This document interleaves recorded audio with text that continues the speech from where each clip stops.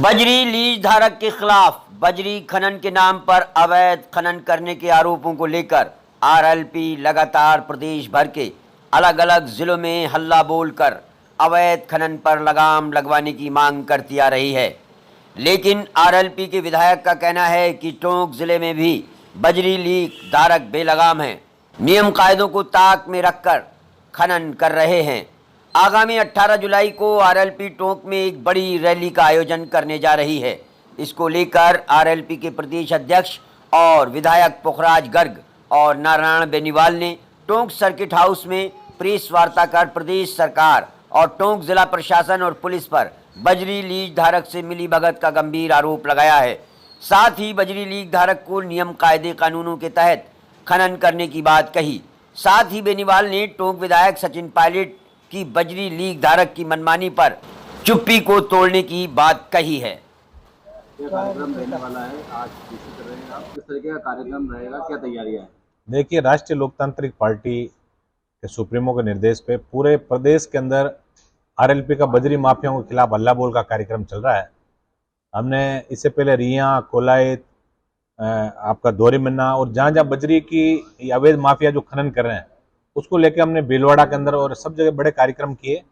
18 जुलाई को टोंक मुख्यालय पे इस बजरी माफिया के खिलाफ हल्ला बोल का आरएलपी का कार्यक्रम है। एक तरफ सरकार माननीय अशोक गहलोत जी आमजन को रात के कैंप लगा रहे हैं। यदि कैंप लगा के और ये रात देने की बात करें, ईमानदारी से यदि रात देने की बात होती तो मुख्यमंत्री जी को सबसे पहले जो बजरी माफिया जो शोषण प्रदेश की जनता का कर रहा है इसके अंदर इनको रात देनी चाहिए थी। कांग्रेस के लोग चुप बैठे हैं। भारतीय जनता पार्टी भी मिलाजुली का खेल खेल रही है, क्योंकि इन्हीं माफियाओं ने पिछली बार भारतीय जनता पार्टी की सरकार चलाई और यही माफिया अभी कांग्रेस की सरकार चला रहे हैं।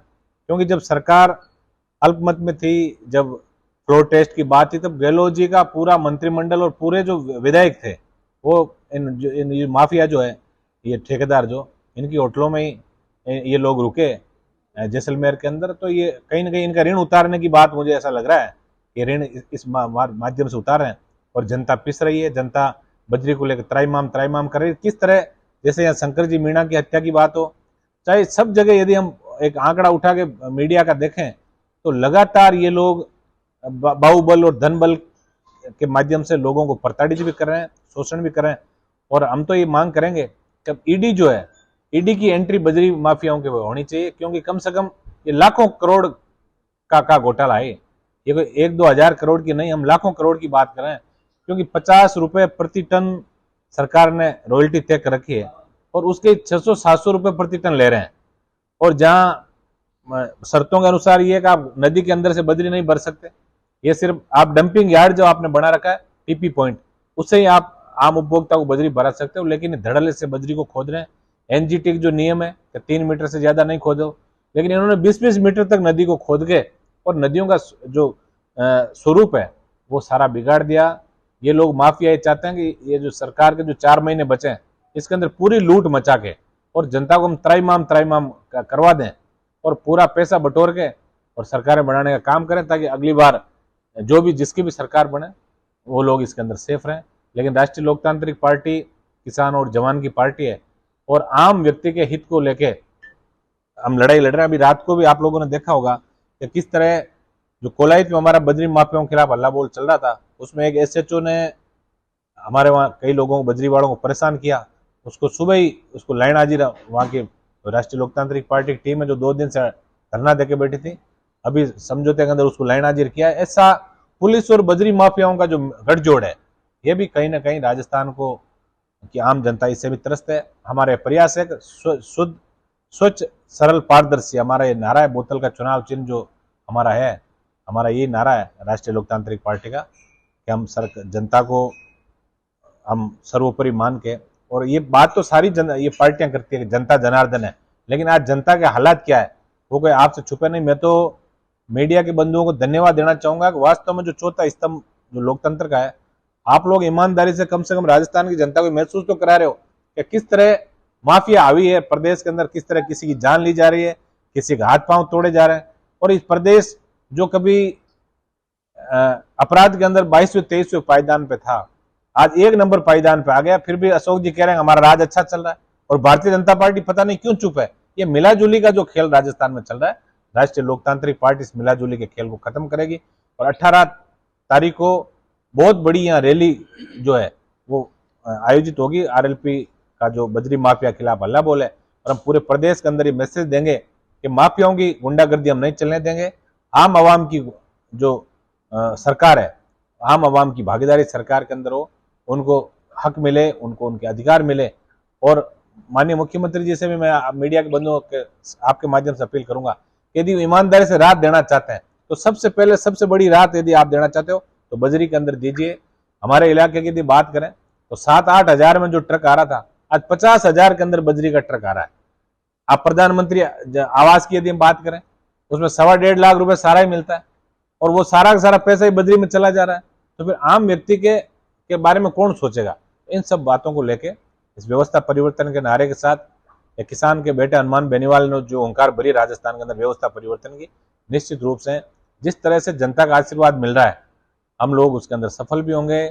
हमारा ये प्रयास है कि आम जन को राहत मिले और बजरी माफियाओं का खात्मा हो और ये लोग कम से कम राजस्थान को इन लोगों ने जो पिछले 2 साल से निचोड़ के जो खा रहे हैं, इनकी दादागिरी को भी हम लोग खत्म करेंगे और आम आवाम सुरक्षित कैसे रहें, इनको लेकर सारी व्यवस्था हम ठीक करेंगे। 18 जुलाई किस तरह की रैली का आयोजन किया जा रहा है, क्या प्लानिंग लेके जाएंगे?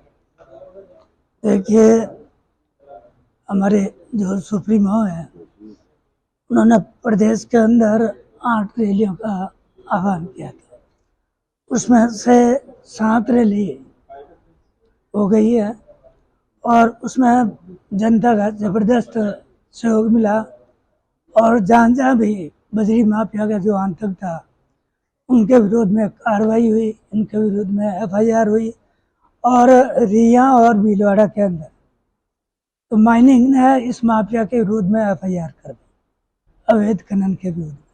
तो निश्चित तौर से ये जो बजरी माफिया है जनता का शोषण कर रहा है, जनता का साथ में अत्याचार कर रहे हैं, मारपीट कर रहे हैं।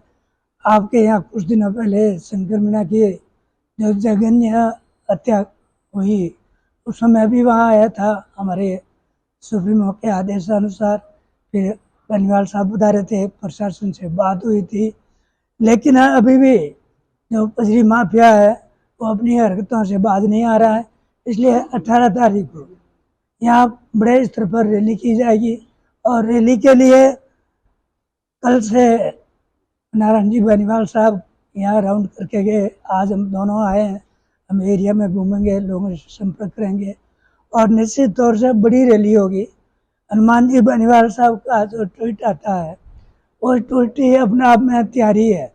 लोग ट्वीट के साथ में तैयारियाँ शुरू कर देते हैं और अपने खुद के साधन लेकर सभी लोग, बड़ी तादाद में लोग हैं जो रैली के अंदर आएंगे और रैली में यहाँ जो माफिया की जो दादागिरी है पूरा प्रदेश के अंदर, यहाँ शंकर मीणा की हत्या हुई, बाड़मेर में भी एक मुसलमान जो जवान था उसकी गाड़ियों से कुचलकर उसकी हत्या कर दी गई थी। बाड़मेर में भी बहुत बड़ी रैली हुई थी जिसमें 20,000 से ज़्यादा लोग आए थे। तो मैं अभी जो हमारी रैली हो रही है यह भी शानदार ऐतिहासिक रैली होगी। हम लोग सभी गांव में संपर्क कर रहे हैं, हमारे कार्यकर्ताओं के जरिए हमारे जो सभी लोग जो साहब से जुड़े हुए हैं हनुमान जी से, वो सभी लोग लगे हुए हैं।